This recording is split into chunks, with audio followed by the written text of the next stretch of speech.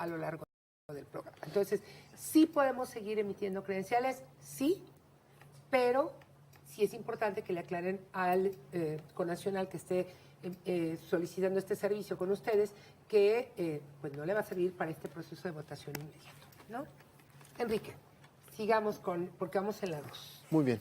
Esta cuestión del condicionamiento tiene una dedicatoria especial, solamente lo mencionamos muy rápido. Existe el párrafo segundo, esta fracción que señala que con el condicionamiento del programa se utilicen programas sociales, pues la pena aumenta hasta 1/3. Entonces hablamos que condicionar un programa social es un delito agravado que alcanza hasta 12 años de prisión. Y nos vamos con el tercer delito, que es el delito más común relacionado con los delitos electorales cometidos por servidores públicos.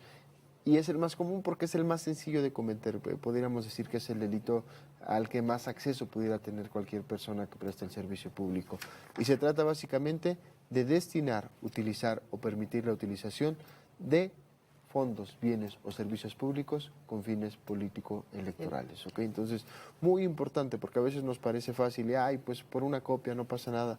No, pues por una copia es un recurso público. Si la utilizo para favorecer un partido político, constituye un delito electoral. ¿Okay? Vehículos institucionales, inmuebles no pueden ser prestados para partidos políticos o candidatos porque esto constituye una desviación de recursos públicos para favorecer una opción política, por lo tanto constituye un delito electoral. Es muy importante que tengamos claro que los recursos públicos únicamente están destinados para el servicio público, no se puede a través de ellos apoyar a un partido político o algún candidato, ya que si lo hacemos, llámese como se llame, inmuebles, vehículos, proyectores, computadoras, constituye un delito electoral. ¿Okay? Entonces es un tema muy sensible porque pues a cualquiera le puede parecer fácil, pues saco la computadora de la institución, la laptop y pues me la llevo al mitin político y la presto porque no tenían disponible una, eso constituye un delito electoral.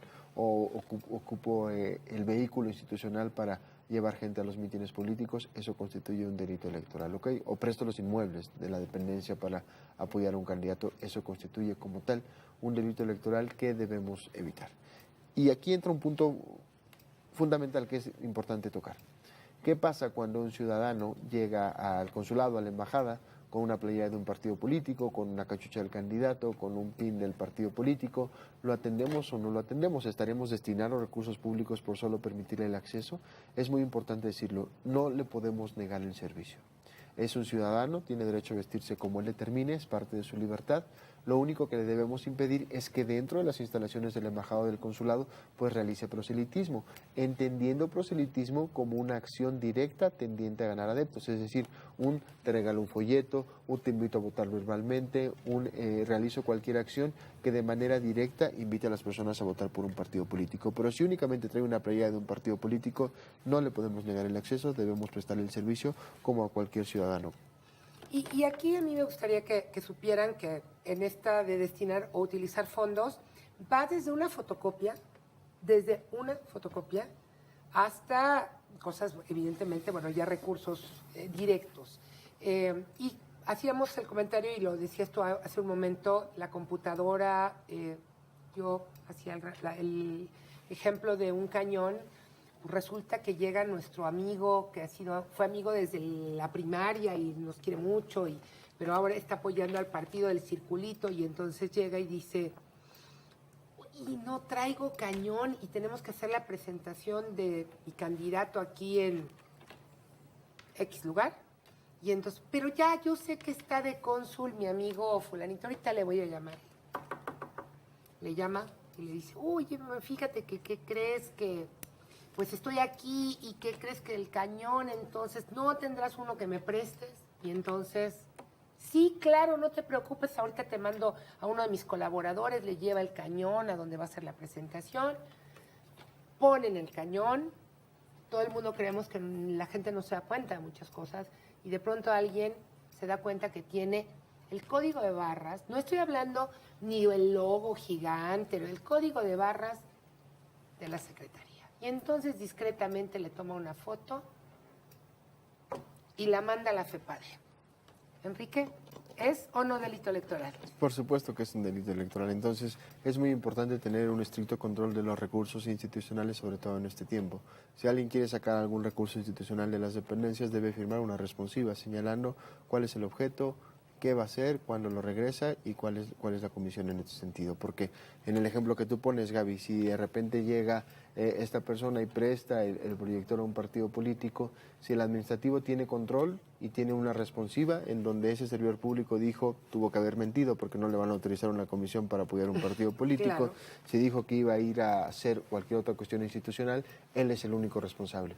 Pero si no tenemos esa responsiva, se empieza pues a generar más suspicacias, a investigar a más personas y empiezan a incluso a acusar directamente al titular del área, al director, al cónsul, digamos, de que es que él los está mandando. Entonces es muy importante que tengamos estas responsivas muy claras y un estricto control sobre los recursos públicos, sobre todo en este caso vehículos, computadoras y proyectores, que son los que más desafortunadamente se llegan a prestar para este tipo de conductas. Y mira, aquí están poniendo algo que me recuerda a la participación hace un rato de Marta, también que estuvo aquí con nosotros. Dice, así como no se pueden, esta viene de Sacramento, saludos a Sacramento, tampoco se podrían proporcionar listados de contactos, ni bases de datos, ni todo esto. Esto lo especificaron muy claramente en la sesión anterior, así que, Enrique, un poco más de esto, Sí, porfa. efectivamente, este es un tema muy importante y muy sensible. Todo lo que tenemos nosotros, incluso comentaba hace algunas horas Marta, que son cuestiones incluso de seguridad nacional porque tienen los datos personales de las personas y en ningún momento pueden ocuparse para ninguna otra cuestión que sea el fin en específico para la que nos prestaron los recursos públicos. Y esos fines son la obtención del pasaporte, la realización de algunos trámites en consulados, embajadas, pero esos fines en ningún momento pueden ser para dárselos a partidos políticos, para dárselos a candidatos o para ejercer otro tipo de acciones que no correspondan a las actividades institucionales de la Secretaría. Se firma un aviso de privacidad al momento de pedir los datos, se tiene que respetar en estricto sentido ese aviso de privacidad. Si no se hace, existen consecuencias legales muy severas porque son los datos personales de cada uno de las ciudadanas y ciudadanos que confiaron en nosotros y está establecido y es muy penado utilizarlos con fines distintos. Si es con fines electorales, evidentemente existen consecuencias en materia penal. Yo creo que aquí es muy importante, por favor, absoluta pulcritud y limpieza y transparencia en el uso de los recursos, porque es muy fácil que sin darnos incluso a lo mejor cuenta, hay un ejercicio que aparece en el curso que hay en línea, donde justamente le pide permiso de sacar unas fotocopias, ¿no? El jefe lo autoriza, pero el jefe no sabe en realidad qué es lo que va a fotocopiar. Y lo que va a fotocopiar es proselitismo. Entonces, por favor, mucho cuidado porque de pronto parecerían cosas simples que pueden llegar a ser muy complejas. Quiero decirles que ya está Tailandia, Brasil, Nogales, Washington, San Antonio, la misión de la Organización de las Naciones, que está en la Organización de las Naciones Unidas en Nueva York, Sacramento, que ya hizo contacto ahora, la gente que está en Seúl, en Corea, y en Quetzaltenango, en Guate. Así que, de verdad, nos da muchísimo gusto que estén aquí con nosotros, así que, y hay muchas preguntas, así que sigamos, por favor, porque esto crece, pareciera que cada que les enumero los lugares que están haciendo presencia, casi todos tienen preguntas. Ok, la cuarta conducta es apoyar a un partido político dentro del horario laboral. La ley establece de manera muy clara que pues no se puede utilizar los horarios laborales para favorecer a un partido político o algún candidato. Si se realiza sea de manera personal o a través de los subordinados, se está cometiendo un delito electoral. ¿Okay? La quinta conducta, solicitar a los subordinados aportaciones, sea en dinero o en especie, para apoyar a un partido político o candidato. ¿Okay? Si se hace la famosa cooperacha, la vaquita para favorecer, para solventar los gastos de algún candidato, de algún partido político, pues efectivamente se está cometiendo un delito electoral. Y dicho sea de paso, la Ley General de Instituciones y Procedimientos Electorales prohíbe el financiamiento extranjero para los partidos políticos. ¿Okay? De hecho, Enrique, justamente en este tema y en el anterior que comentaba sobre el asunto de los horarios, hay varias preguntas relacionadas, así que seguramente volveremos con esto. Sí, seguramente volveremos. Muy bien. Y la sexta conducta, no entregue la información solicitada por las autoridades electorales competentes que estén ejerciendo actos de fiscalización. el INE, el tribunal, incluso la propia FEPADE podría en algún momento solicitar información relacionada con las investigaciones que están llevando a cabo y es importante darle respuesta en este sentido para que puedan llegar a buen fin dichas investigaciones. Y finalmente, Gaby, pues tenemos el cuadrito de las claves. El cuadro que es para mí como, ese casi que lo tendríamos que traer aquí en la, bueno, los señores aquí en la bolsa de la camisa y nosotros en la bolsa de nuestros cosméticos para acordarnos que ninguna de estas 6 acciones podemos incurrir. Estos son los 6 delitos electorales que están establecidos de manera muy clara en la Ley General en materia de delitos electorales, como lo hemos platicado. El primero es coaccionar o amenazar a los subordinados, recordarán, para ir a un mitin político o para votar por un partido. El segundo, condicionar la prestación de cualquier servicio público con fines político-electorales. El tercero, destinar recursos públicos con fines políticos. El cuarto, apoyar a un partido político en horario laboral. El quinto, solicitar aportaciones a los subordinados. Y el sexto, negar información. Si no se cometen estas conductas, no se comete delito electoral. Por ejemplo, lo que vimos al principio, la persona que lleva su coche con una propaganda proselitista o la persona que lleva cualquier artículo proselitista como una gorra, un vaso, una playera de un partido político, estarían cometiendo un delito, pues tenemos que analizarlo en la lógica de estas 6 conductas. ¿Con esa cuestión coaccionar a los subordinados? No. ¿Condicionaron servicios públicos? Tampoco. ¿Destinaron recursos públicos con fines políticos? Tampoco. ¿Apoyaron en horario laboral? Aquí hago la aclaración porque hay personas que dicen, sí, están apoyando en horario laboral.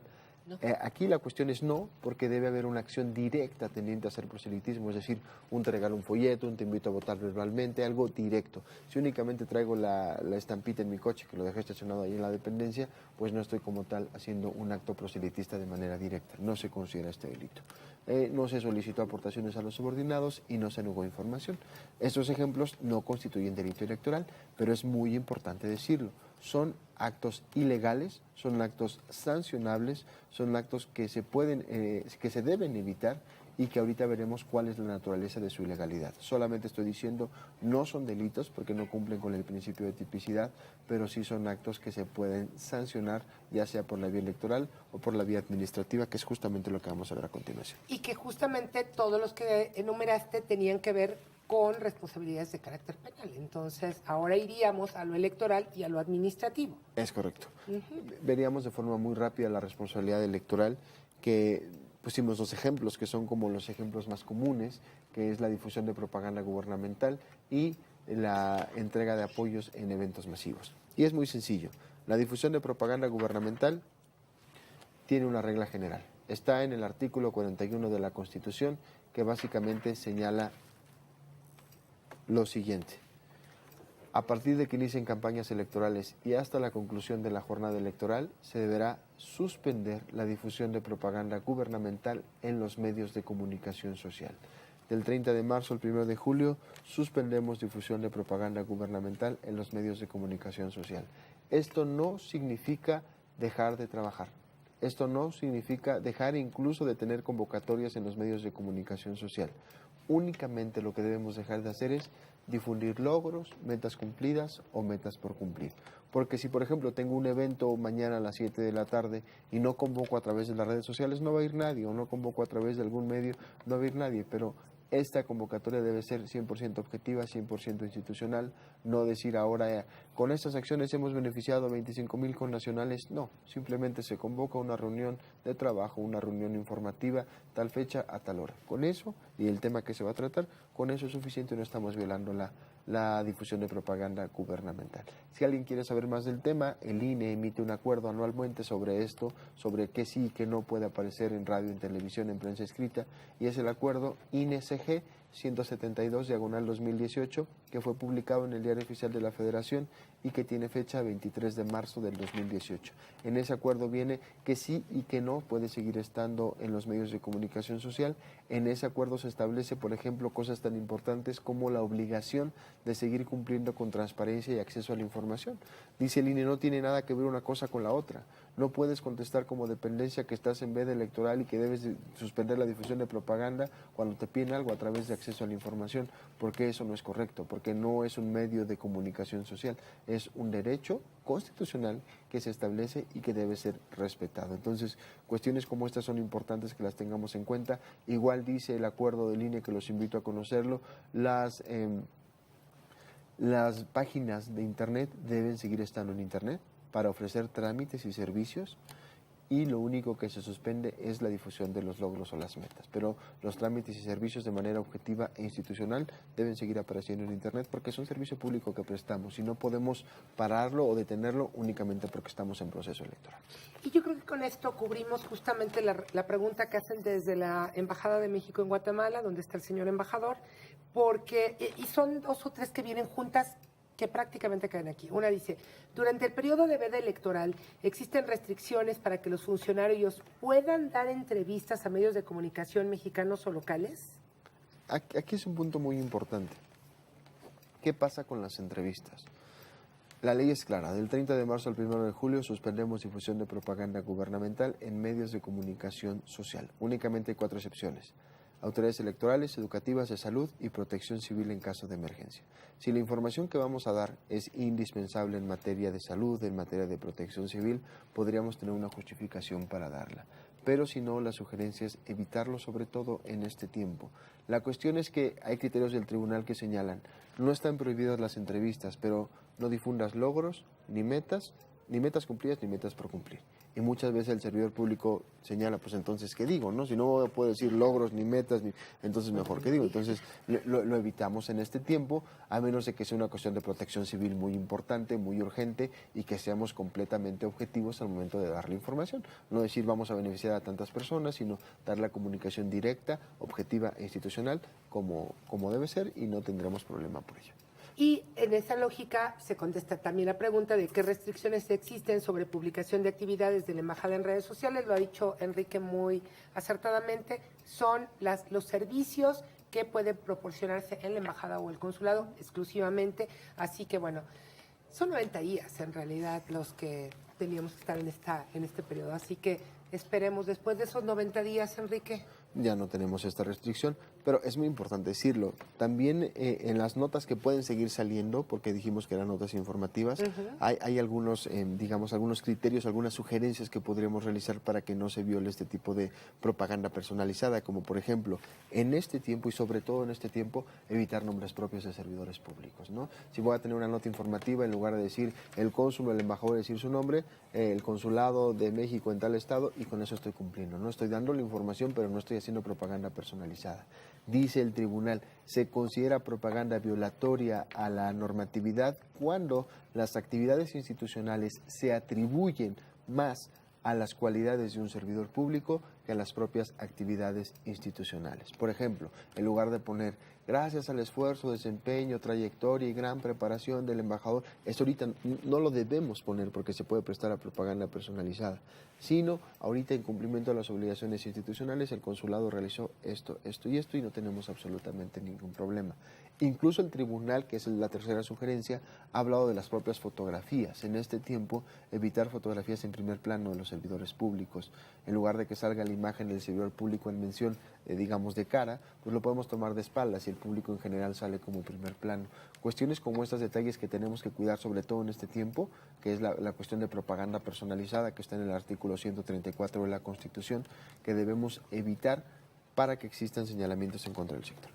Muy bien, esas son responsabilidades electorales. E iríamos por estas últimas que tienen que ver con la responsabilidad administrativa. Para finalizar, las responsabilidades administrativas, que también son muy importantes, porque al final son las que más se cometen. Exacto. Por la que, en virtud de que muchas cosas no alcanzan a ser delito, pero sí llegan a ser responsabilidades administrativas.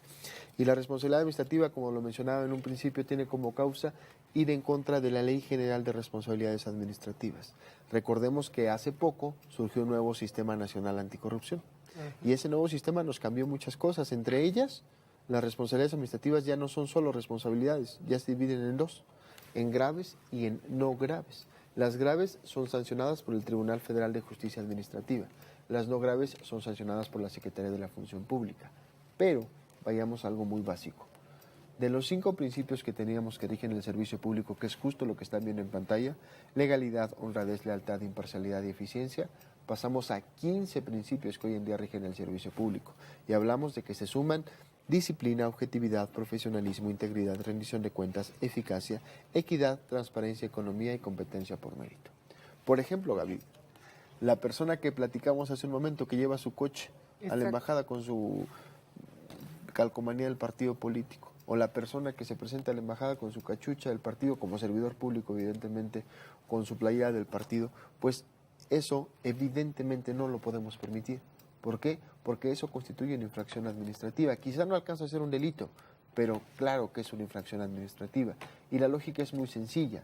¿Qué va a pasar cuando una persona esté tramitando un servicio ante la embajada y resulta que la persona que lo atiende trae su cachucha del partido político X, Y o Z, sin importar cuál? Pues evidentemente va a ser una imagen que no queremos dar como gobierno. ¿Por qué? Porque va a parecer que estamos apoyando a ese candidato, que estamos apoyando a ese partido político, se van a generar suspicacias, vamos a abonar a la desconfianza ciudadana, vamos a abonar a que existan señalamientos en contra de las dependencias y del gobierno en general. Eso no lo podemos permitir. Entonces es fundamental que nos quede claro, no podemos ir a las dependencias públicas con ningún tipo de elemento proselitista. No podemos introducir nuestros vehículos, aunque sean particulares, a las dependencias con elementos o emblemas partidistas. Esto es una cuestión muy importante que es fundamental mencionar. Y aquí también en responsabilidad administrativa quiero comentar algo, Gaby, respecto al deber de cuidado. El deber de cuidado es una obligación que tienen los mandos, que es una obligación que tienen las personas que tienen subordinados. ¿Por qué? Partimos de un principio básico. Nadie es responsable de lo que hace otra persona. Si un subordinado decide cometer un delito electoral, ese subordinado es el único responsable en materia penal por esa conducta. Sin embargo, a los mandos, función pública o la autoridad administrativa competente, la que sea, le va a preguntar al servidor público, tú no eres responsable del delito, pero ¿qué hiciste para evitar que esa conducta se realizara? ¿Qué hiciste para evitar que tus subordinados cometieran este tipo de infracciones? Y entonces el servidor público de mando debe comprobar que tuvo algo que se llama deber de cuidado. Y ese deber de cuidado puede ser tan sencillo como el programar esta teleconferencia, el que las personas de la embajada, del consulado hayan visto esta teleconferencia. Esto es un cumplimiento del deber de cuidado. Puede ser tan sencillo como nosotros vamos a dejar esta presentación a disposición de Relaciones Exteriores. El envío de esta información a través de correo electrónico es un deber de cuidado. El hecho, por ejemplo, de que se firme una circular por parte del embajador, del cónsul, en donde diga servidoras y servidores públicos, estamos en proceso en nuestro país, en México, y por lo tanto les recordamos que el artículo 11 señala, y copian y pegan el artículo tal cual, esto y esto, lo firman, eso es un deber de cuidado. Cualquier materia preventiva en esto es un deber de cuidado que es necesario acreditar al final de cuentas. Por ejemplo, poner antes de ingresar al estacionamiento un letrero que diga se prohíbe la entrada para vehículos de servidores públicos con cualquier elemento proselitista, es un deber de cuidado. Si alguien lo hace y el policía por descuido no se dio cuenta, pues no van a poder acusar al cónsul o al embajador si existe ese tipo de cuestiones. Él tuvo el deber de cuidado para evitarlo. Si alguien lo hace, es responsabilidad absoluta y única de la persona que realizó esta conducta. ¿Okay? Entonces, cuestiones como estas es importante tomar en cuenta, Gaby, para evitar incurrir en responsabilidades administrativas. Antes de pasar a todo lo que tiene que ver justamente con la denuncia, empezaremos con las preguntas y algunas son para ti, mi querida Evelyn, otras son acá y otras les voy a contar que no son ni para Evelyn ni para Enrique, son para el Instituto Nacional Electoral. Así como lo hicimos hoy por la mañana, Evelyn, con la otra parte del mundo, haremos una lista de todas las preguntas que tiene que contestar directamente el INE y se las haremos llegar pidiéndole respuesta puntual a cada una de ellas. Les entregaremos la respuesta a través de ustedes, Evelyn, para que sean del conocimiento de todos, absolutamente de todos los servidores públicos de Relaciones Exteriores. No obstante, ahorita en el cintillo de sus pantallas está apareciendo el teléfono del INE, a quien directamente podrían, si ustedes así lo desean, preguntar, pero nosotros nos comprometemos a que las preguntas que hayan sido vertidas aquí y que sean responsabilidad del INE, las conteste el INE. ¿Les parece bien? Sí, claro. ¿Sí? Ok, entonces, empiezo con una pregunta de Kansas. Dice, ¿se tiene un estimado de personas que habrán de confirmar recepción de credencial para votar desde el exterior y por ende quedar habilitadas para votar? Era el número que decías al principio, ¿no? 141,000 más o menos. Es el número que está manejando directamente INE y que ha informado al INE. Otra pregunta. Dice la cónsul encargada en Boston, dice muchos mexicanos, dice, bueno, aquí en Boston hay una gran concentración de población estudiantil. Muchos mexicanos harán estancias cortas en un tercer país y nos preguntan si podrán recibir su paquete en una dirección distinta en el extranjero de la que registraron como su domicilio permanente. Esa la tienen que hacer al... Es al INE y de cualquier manera la premisa sería técnicamente que no, porque el INE lo que hizo fue hacer el registro de la persona en su lugar de residencia en el extranjero, no en un tercer país.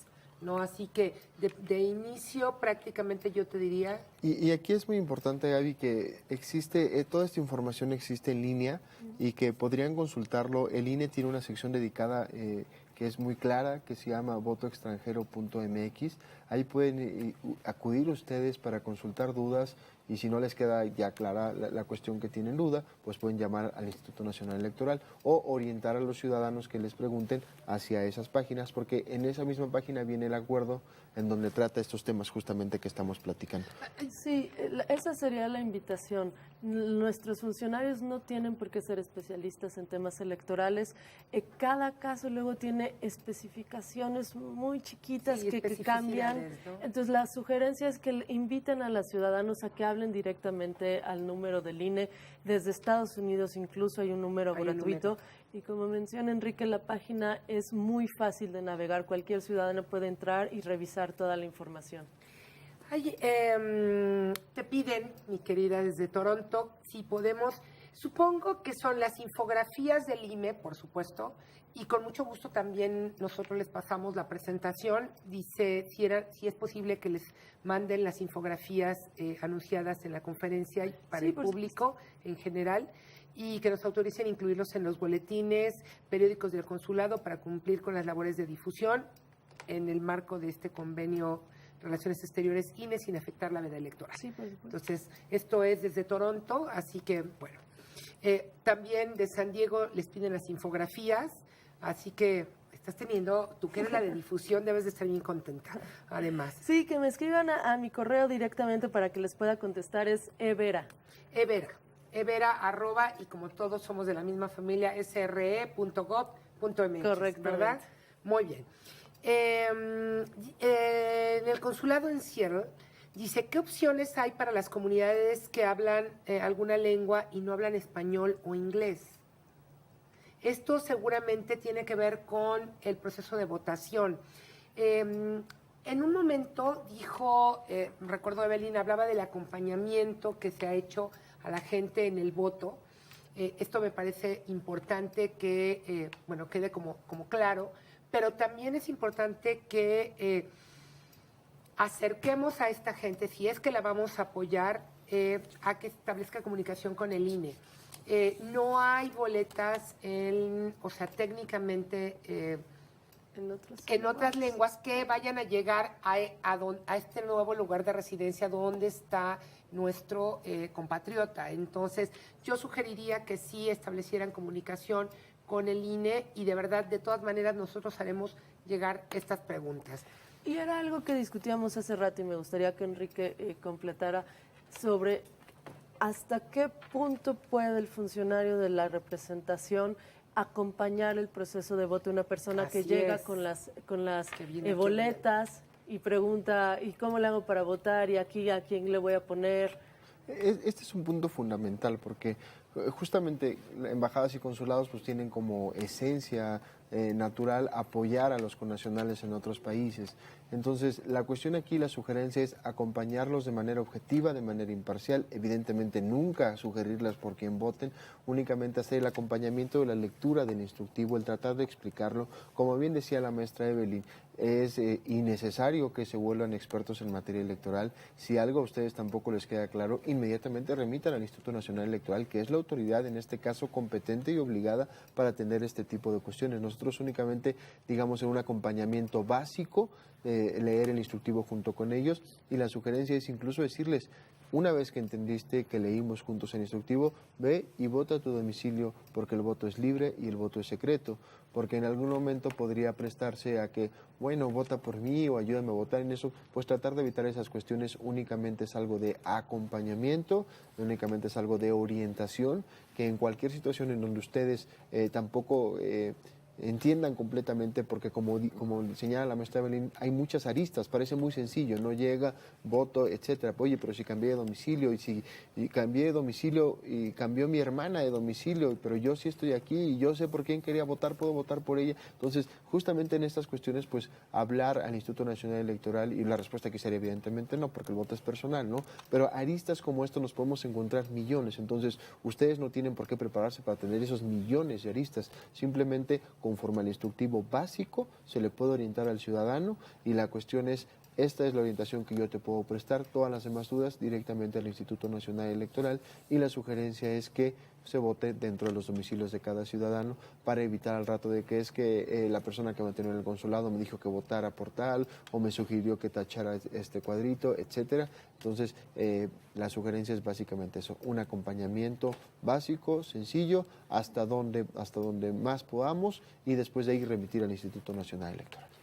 Hay una pregunta que nos hacen justamente de la misión permanente de México ante el Consejo de la Organización de Aviación Civil Internacional, que está en Montreal, en Canadá. Es una pregunta del INE que tiene que ver con cómo está compuesto el paquete. Entonces, hay información, por supuesto, que viene